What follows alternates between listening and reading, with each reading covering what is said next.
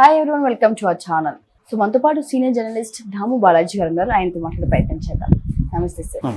Sir, మనం ఈరోజు చూసిన టాపిక్ అయితే మరి కేజ్రీవాల్ గారిని కస్టడీకి పంపించడం జరిగింది, మొన్న కవిత గారికి. సో ఎప్పుడు మనకి ఈ వాతావరణం ఎప్పటికి కొలిక్కి వచ్చే సందర్భం ఉంది సార్? దాని గురించి మీరు ఏం మాట్లాడతారు? ఇప్పుడు కొలిక్కి అయితే రాదు. ఎందుకంటే మోడీ ఆబ్జెక్టివ్ ఏంటంటే కేజ్రీవాల్ని ఎలక్షన్ వరకు లోపల ఉంచడం. ఎలక్షన్లు అయిపోయే వరకు కూడా కేజ్రీవాల్ బయటికి రాడు. నేను ఆల్రెడీ మొన్న 3 రోజులు 4 రోజుల ముందు కూడా చెప్పాను. సో ఈరోజు ఆయనకు ఆల్రెడీ వారం రోజులు ఆయన కస్టడీలో ఉన్నాడు. కస్టడీలో ఉండి కూడా ఆయన డే 1 డే 2 కూడా ఆయన ప్రభుత్వాన్ని నేనే ఇక్కడ నుంచి నడుపుతానని కూడా అనౌన్స్ చేసుకున్నాడు. సో అనౌన్స్ చేసుకొని ఆయన ఒక 2 లేఖలను కూడా ఆదేశాలు 2 లేఖలను పంపించాడు. వాటిని ఆమె నీటిపారుదల శాఖ మంత్రి అతిశ్రీ ఆమె చదివింది కూడా. అందులో ఒకటేమో ఫస్ట్ ఏమో ఢిల్లీలో సమ్మర్ కాబట్టి వాటర్ ప్రాబ్లం ఉంది, దానికోసం ఏర్పాట్లు చేయమని ఆయన ఆదేశించాడు. రెండవది ఆరోగ్యానికి సంబంధించి హెల్త్ సెక్టర్ని పట్టించుకోండి, ఇప్పుడు సమ్మర్లో అనేక వ్యాధులు వస్తున్నాయి, దానికి ప్రిపేర్ కండి అనేది ఇచ్చాడు. దాని తర్వాత నిన్న లోకతంత్ర బచావో అని చెప్పి లోకతంత్ర బచావో అని చెప్పి అంటే ప్రజాస్వామ్యాన్ని రక్షించండి అనే పేరుతో మొత్తం ఇండియా కూటమి అంతా కూడా ఢిల్లీలో ర్యాలీ నిర్వహించారు. ఆ ర్యాలీలో కేజ్రీవాల్ భార్య సునీత కేజ్రీవాల్ ఆమె తన జైలు నుంచి వచ్చిన లెటర్ని చదివి వినిపించారు. ఆ లెటర్లో ఏముందంటే, నేను నాకు ఓటేమేమని అడగట్లేదు, 140 కోట్ల ప్రజలకు విజ్ఞప్తి చేస్తున్నాను, మా ఇండియా కూటమికి ఒక ఛాన్స్ ఇవ్వండి, గెలిపించండి. భారతదేశం చాలా క్లిష్ట పరిస్థితిలో ఉంది. సో ఎడ్యుకేషన్ దెబ్బతినింది, వైద్యం దెబ్బతినింది, పవర్ లేదు, ఇట్లా అనేక సమస్యలను ఆయన చెప్పాడు. దాంతోపాటు 6 గ్యారంటీలను కూడా ఆయన అనౌన్స్ చేశాడు. అందులో ఒకటి ఏంటంటే, ఢిల్లీ అని రాష్ట్రంగా ప్రకటిస్తాం, పూర్తిస్థాయి రాష్ట్రంగా. తర్వాత 24 గంటలు విద్యుత్తుని సరఫరా చేస్తాం.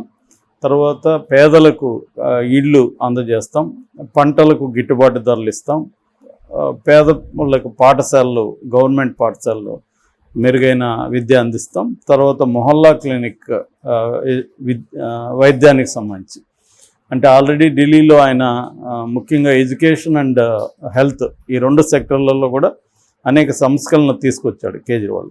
అదే విషయాన్ని ఆయన చెప్పాడు. సో ఇది ఒకవైపు. రెండో వైపు ఏంటంటే, అసలు ఒక ముఖ్యమంత్రి స్థానంలో ఉన్న వ్యక్తి జైలుకి వెళ్తే ఆయన పరిపాలించవచ్చా అన్న ఒక మేజర్ ప్రశ్న రంగంలోకి వచ్చింది. అయితే రాజ్యాంగ నిపుణులు అందరూ కూడా చెప్తున్నది ఏంటంటే, అలా పరిపాలించకూడదని రాజ్యాంగంలో ఎక్కడా లేదు, ఏ రకమైన చట్టం కూడా లేదు. ముఖ్యమంత్రి మీద ఒక కేసు పెట్టి ఆయన్ని జైల్లో పెట్టేస్తే ఆయన ఇంకా ముఖ్యమంత్రి స్థానం నుంచి దిగిపోవాలని ఏ చట్టం చెప్పలేదు. ఒకవేళ ఆయనకి శిక్ష పడి, అది కూడా 2 ఏళ్ళు పైబడి శిక్ష పడితే మాత్రమే ఆయన అనర్హుడు, కానీ అదర్వైజ్ ఆయన ముఖ్యమంత్రిగానే ఉంటారు అనేది అందరూ చెప్పేది. కాకపోతే ప్రాబ్లం ఏంటంటే, ప్రాక్టికల్ ప్రాబ్లం. ఇప్పుడు ఈయన్ని జైలుకి పెట్టేశారు. జైలు నుంచి ఆయన జైల్లోకి వెళ్ళినగానే ఏమవుతుందంటే, జైలు మాన్యువల్ అప్లికబుల్ అనమాట. జైల్లో ఉన్న రిమాండ్ ప్రిజనర్స్ కావచ్చు, అండర్ ట్రయల్స్ కావచ్చు, కన్విక్టెడ్, ఈ 3 రకాల ఖైదీలు ఉంటారు. ఈ 3 రకాల ఖైదీలకు కూడా jail manual applicable. So jail manual ప్రకారం జైల్లో ఉన్న ఏ ఖైదీకైనా వారానికి 2 సార్లే ములాఖత్ ఉంటుంది. అడ్వకేట్స్ కాబట్టి రోజు కూడా కలవచ్చు, అది కూడా విత్ కోర్టు పర్మిషన్. అట్లాగే మిగతా సౌకర్యాలు కావాల్సింటే కోర్టు ద్వారా తీసుకురావచ్చు. అంటే ఇప్పుడు మనం చంద్రబాబు చూసాము, ఆయన కోర్టు ద్వారా హోమ్ ఫుడ్ కావచ్చు, ఏసీ కావచ్చు, వేడి నీళ్ళు కావచ్చు, ఇలాంటివి ఒక స్పెషల్ ప్రిజనర్గా ఆయన ట్రీట్ చేసి, ఇలాగా కేజ్రీవాల్ కూడా కోర్టు ద్వారా చెప్తే చేయొచ్చు తప్ప జైల్లో ప్రొవిజన్ లేదు. జైల్లో పొలిటికల్ ప్రిజనర్ అనే ప్రొవిజన్ మన ఇండియాలో లేదు. కోర్టు ఇస్తే చేయొచ్చు. రెండవ పద్ధతి ఎలా ఉంటుందంటే, జైల్లో లంచాలు ఇచ్చి డబ్బులు ఇస్తే అన్ని పనులు జరుగుతాయి. సో ఈ 2 రకాలు ఉంటాయి తప్ప లీగల్గా అయితే ఆయనకు జైల్లో ఉండి పరిపాలించే అవకాశం అయితే లేదు. ఇప్పుడు 14 రోజులు ఆయన పెట్టేశారు. 14 రోజులు ఆయన జైల్లో ఇబ్బంది, ఆయనకి జైలు నుంచి నడపలేరు. అందుకని సక్సేనా అక్కడ గవర్నర్ జనరల్ ఆయన ఏం చెప్తున్నా అంటే లెఫ్టినెంట్ గవర్నర్ ఆయన నేను ఈ ప్రభుత్వాన్ని నడవనివ్వను అని ఆయన ఇట్లా నడవనివ్వను అంటే జైలు నుంచి ముఖ్యమంత్రిగా ఫంక్షన్ కావడానికి నేను అలౌ చేయనని ఆయన స్టేట్మెంట్ ఇచ్చాడు. ఆ సందర్భంగా హైకోర్టులో కూడా వేరే వాళ్ళు పిటిషన్ వేశారు ఈయన ముఖ్యమంత్రిగా పని చేయనీయకుండా చూడండి అని. కానీ హైకోర్టు ఏం చెప్పిందంటే అటువంటి ప్రయోజనం ఏమీ లేదు, మేము ఆపలేమని హైకోర్టు చెప్పింది. బట్ ప్రాక్టికల్గా ఏం జరుగుతుందనేది చూడాలి.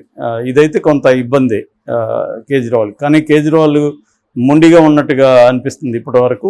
నేనైతే ముఖ్యమంత్రిగా రిజైన్ చేయనని చెప్తున్నాడు.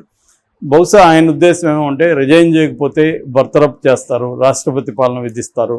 అది ఇంకా ప్రజలకి తెలుస్తుంది, ప్రపంచవ్యాప్తంగా తెలుస్తుంది. మోడీ నిరంకుశత్వాన్ని నేను ఎదుర్కొంటాను కానీ నేను లొంగను అని ఆయన స్టేట్మెంట్ ఇస్తున్నాడు. ఆయన స్ట్రాటజీ నాకు తెలిసినంతవరకు ఏంటంటే ఆయన ఒక రకమైన విక్టిమ్హుడ్, అంటే నేను బలయ్యాను మోడీ నిరంకుశవాదానికి, మోడీ అప్రజాస్వామిక బిహేవియర్కు నేను బలయ్యాను, అంత తప్ప నేను నేరం చేయలేదు అన్న ఒక వాదన ఆయన, నేను విక్టిమ్ అనే ఒక వాదన ఆయన బలంగా తీసుకురావడానికి ప్రతి చోట కూడా జాగ్రత్తగా ఆయన ప్లాన్ చేస్తున్నాడు. ఎందుకంటే ఆయన అసలు రైజ్ అవ్వడమే, ఆయన టాక్టిక్స్ చూస్తే వెరీ సిస్టమేటిక్గా ప్లాన్ చేసుకొని వచ్చిన వ్యక్తి. ఆయన సీఎంగా అవ్వడం కూడా వెరీ సిస్టమేటిక్గా ఒక ప్లాన్ ప్రకారం కొత్త పద్ధతుల్ని అమలు చేసుకుంటూ వచ్చాడనమాట. ముఖ్యమంత్రి అయినాక కూడా అదేవిధంగా ఆయన ప్రజల అభిమానాన్ని చూరగొనడానికి ఇటు క్లీన్ గవర్నెన్స్ కావచ్చు, ఇటు సంక్షేమ పథకాలు కావచ్చు, అంటే బోత్ వెల్ఫేర్ అండ్ గవర్నెన్స్, ఈ రెండిట్లో కూడా ఆయన ఎక్కడ ఇప్పటివరకు ఫెయిల్ కాలేదు. కాకపోతే ఆయన మీద వస్తున్న విమర్శలు ఏమంటే తనతో పాటు ఈక్వల్గా ఈ యాంటీ కరప్షన్ మూమెంట్లో పనిచేసిన యోగేంద్ర యాదవ్ కావచ్చు, ప్రశాంత్ భూషణ్ కావచ్చు, ఇలాంటి వాళ్ళని డీల్ చేయడంలో ఈయన కొంత హై హ్యాండెడ్నెస్ అంటారు కదా, అంటే వాళ్ళతో ఈక్వల్గా లేకుండా వాళ్ళ మీద అజమాయిషి చలాయించడం, సొంత నిర్ణయాలు తీసుకోవడం, ఇలాంటివి చేశాడన్న ఆరోపణలు ఉన్నాయి తప్ప ఆయన మీద ఇతర ఆరోపణలు లేవు, అంటే అవినీతి ఆరోపణలు లేవు. ఇప్పుడు కూడా ఆయన మీద ఆరోపణలు సొంతంగా ఏం డబ్బులు తీసుకున్నాడని కాదు, పార్టీ ఫండ్ తీసుకున్నాడని. సో ఇది కాబట్టి ఈయన జైలుకి వెళ్ళినాక పరిస్థితి ఎలా ఉంటుందంటే మోస్ట్లీ ఈయన కానీ రిజైన్ చేసి వేరే వాళ్ళని ముఖ్యమంత్రి స్థానంలో కూర్చోబెట్టకపోతే ఈయన ప్రభుత్వాన్ని బర్తరఫ్ చేసే అవకాశం ఉంది. సో ఆ రకంగా ఈయన కూడా ఒక ట్రాప్ వేస్తున్నాడు మోడీకి, అంటే నువ్వు బర్తరఫ్ చేసుకోగాని నేనైతే రిజైన్ చేయను. బర్తరఫ్ చేయడం వల్ల ఏంటంటే ప్రపంచవ్యాప్తంగా ఇది ఇంకా న్యూస్ అవుతుంది. ఒక ప్రజాస్వామ్యతంగా ఎన్నికైన ఒక ప్రభుత్వం సీఎంని జైల్లో పెట్టి దాన్ని బర్తరఫ్ చేసి ప్రధానమంత్రి ప్రజాస్వామ్యాన్ని అపహాస్యం చేశాడన్న ఒక నెరేటివ్ ప్రపంచవ్యాప్తంగా వెళ్తుంది. ఎందుకంటే మనం పాకిస్తాన్లో చూసాము, పాకిస్తాన్ ప్రధానమంత్రిని జైల్లో పెట్టించారు ఇమ్రాన్ ఖాన్ని. రష్యాలో చూసాము, రష్యాలో పుతిన్కి ఆపోజిట్గా ఉన్న లీడర్ని జైల్లో పెట్టి జైల్లోనే చంపించేసి తనే డమ్మీల్ని, తనకు వ్యతిరేకంగా ఒక ఇద్దరు డమ్మీల్ని పెట్టి తను గెలిచాడు. సో ఇలాగా అనేక దేశాల్లో ఇలాగ జరుగుతుంది. భారతదేశం దానికంటే భిన్నమైంది, ఎందుకంటే మనది అతిపెద్ద ప్రజాస్వామ్య దేశంగా చెప్పుకుంటాం. కానీ మన దేశంలో కూడా ఇలా జరిగితే ప్రపంచవ్యాప్తంగా మోడీకి చాలా ఇమేజ్ డ్యామేజ్ అయ్యే అవకాశం ఉంది. ఇప్పటివరకు ఏంటంటే మోడీ నేను విశ్వగురు, ప్రపంచాన్ని అంతా నేనే వెళ్తానన్నట్టుగా చెప్పుకుంటున్నాడు. సో అది బ్రేక్ అవుతుంది. ఆల్రెడీ జర్మనీ ఖండించింది, అమెరికా ఖండించింది, ఐక్యరాజ్య సమితి ఖండించింది, ఆమ్నెస్టీ ఇంటర్నేషనల్ లాంటి సంస్థలు కూడా ఖండించాయి కేజ్రీవాల్ అరెస్ట్ని. ఇంకా ఐక్యరాజ్య సమితి అయితే ఒక అడుగు ముందుకేసి కాంగ్రెస్ ఖాతాల్ని స్తంభింపజేయడం గురించి కూడా మాట్లాడింది. అది ఈరోజే కాంగ్రెస్కి ఊరట లభించింది సుప్రీంకోర్టులో. ఎందుకంటే దాదాపు 3,500 కోట్ల బకాయిలు ఉన్నాయని చెప్పి ఐటీ డిపార్ట్మెంటు ఖాతాలని స్తంభింపజేసింది. దానికి కారణం ఏంటంటే ఎలక్షన్లలో కాంగ్రెస్ పార్టీకి ఫండ్స్ లేకపోతే ఖర్చు పెట్టలేరు కాబట్టి మోడీ వేసిన ఎత్తు అనమాట. అంటే మోడీ ఏం చేస్తున్నాడంటే ప్రతిపక్షాలని అనేక విధాలుగా దెబ్బకొట్టడానికి ఒక ప్లాన్డ్గా వెళ్తున్నాడు. అదే ప్రతిపక్షాల్లో తమ పార్టీలోకి వస్తే మాత్రం వాషింగ్ మిషన్ అయిపోతుంది, బీజేపీ బికమ్స్ వాషింగ్ మిషన్. అందుకనే దాన్ని వాషింగ్ మిషన్ పార్టీ అని పేరు పెట్టారు. మనకి చూస్తే అజిత్ పవార్ ఫర్ ఎగ్జాంపుల్, అజిత్ పవార్ ఉప ముఖ్యమంత్రిగా ఉన్నాడు, ఎన్సిపి లో ఉండి ఎన్సిపిని చీల్చాడు. ఎన్సిపిలో ఉన్నప్పుడు అజిత్ పవార్ మీద స్టేట్ కోఆపరేటివ్ బ్యాంక్కి సంబంధించి 25,000 కోట్ల కుంభకోణం. అప్పట్లో మోడీ ఏమనేవాడు అంటే ఎన్సిపి అంటే నేచురల్ కరప్ట్ పార్టీ అనేవాడు. అలాంటిది అజిత్ పవార్ తమ వైపు రాగానే తనకు ముఖ్యమంత్రి ఇచ్చాడు, తన క్లీన్ అయిపోయాడు, ఆ కేసు కొట్టేశారు. ఇప్పుడు కూడా అజిత్ పవార్ స్టార్ క్యాంపెయినర్. అట్లాగే నవీన్ జిందాల్ కూడా జార్ఖండ్, మధ్యప్రదేశ్ లో గనుల్లో కుంభకోణం చేశాడని అప్పట్లో ఆయన మీద సిబిఐ ఈడీ కేసు పెట్టింది. ఆయన ఇప్పుడు బీజేపీలో చేరాడు.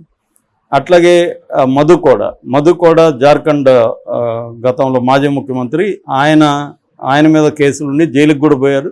ఇప్పుడు ఆయన భార్య గీతా కోడాని చేర్చుకున్నారు, ఆమెకు సింగ్బమ్లో ఎంపీగా కూడా టికెట్ ఇచ్చారు. అలాగే వెస్ట్ బెంగాల్ టీఎంసీ తృణమూల్ కాంగ్రెస్ నాయకుడు తపస్ రాయ్, ఆయన్ని మోడీ పర్సనల్గా అనేకసార్లు విమర్శించాడు, అవినీతిపరుడని. ఆయన వచ్చినాక ఇప్పుడు ఆయనకి కలకత్తాలో నార్త్లో ఎంపీ టికెట్ ఇచ్చారు.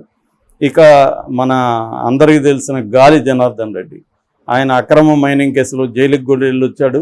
చివరికి బెయిల్ కోసం జడ్జికి కూడా 200 కోట్లు లంచం ఇచ్చి దాంట్లో కూడా అరెస్ట్ అయ్యాడు. ఆయన ఇప్పుడు మొన్న బీజేపీ చేర్చుకుంది.